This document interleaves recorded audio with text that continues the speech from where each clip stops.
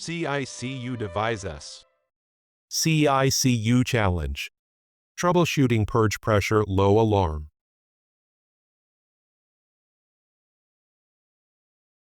A 48-year-old male with a medical history of hypertriglyceridemia and active smoking presented with acute onset of central, oppressive chest pain. Emergency medical services were alerted, and a 12-lead electrocardiogram revealed an acute anterior ST elevation myocardial infarction. The patient was transferred urgently to the cardiac catheterization laboratory, where emergent percutaneous coronary intervention was performed on the proximal left anterior descending artery, with deployment of a drug-eluting stent. Despite successful revascularization, the patient remained hypotensive, with an initial serum lactate level of 3.2 millimol per liter.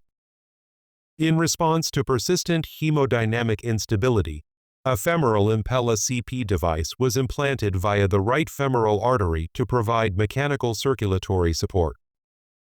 Over the following 72 hours, the clinical course was favorable, with progressive hemodynamic stabilization, normalization of lactate levels, and improvement in left ventricular systolic function. However, on the fourth day of support, an alarm was triggered on the Impella console. It was a high-priority red alarm with the message, "Purge Pressure Low."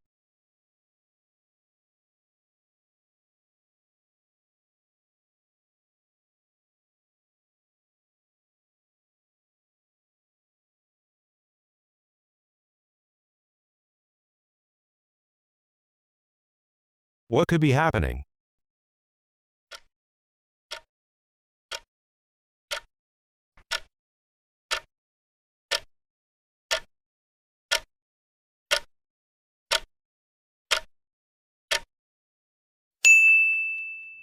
A purge fluid leak.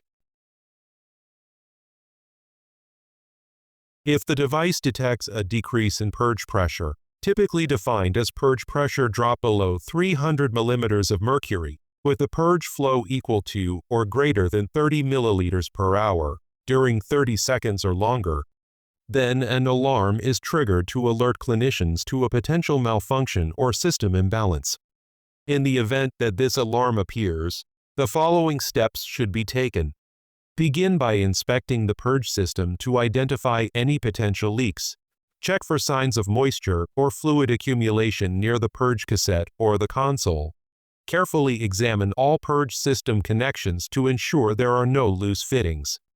If no abnormalities are found, consider increasing the glucose concentration in the purge fluid to create a denser solution, which may help raise the system's pressure. If this adjustment does not resolve the issue, a malfunction of the purge cassette should be suspected. In such cases, the company recommends replacing the purge cassette and verifying whether the problem is corrected.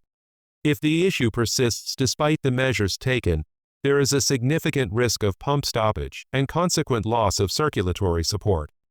This occurs because the purge pressure is no longer sufficient to prevent patient blood from entering the gap between the pump and the motor. As a result, thrombus formation may eventually occur in this area, leading to pump failure. You can learn more about this topic in our video Impella Physics and Physiology. The link can be found in the video description. In the clinical case we presented, a thorough evaluation of the purge system revealed a leak point at the level of the purge sidearm. This leak led to a drop in purge pressure within the circuit, which triggered a compensatory increase in purge flow by the controller, ultimately activating the purge pressure low alarm. This type of issue involving the purge sidearm has been reported on several occasions, leading to a safety communication issued by the FDA, as we explain in detail in this video. As a result, the company has introduced several design modifications in the Impella 5.5, aimed at preventing this and other complications associated with prolonged support therapy. Back to the clinical case.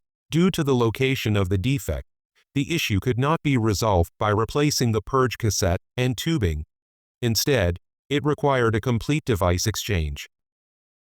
However, given the patient's hemodynamic stability and the improvement in cardiac function achieved after revascularization and left ventricular unloading. A weaning trial was considered. The trial was successful, and the device was removed later that same day.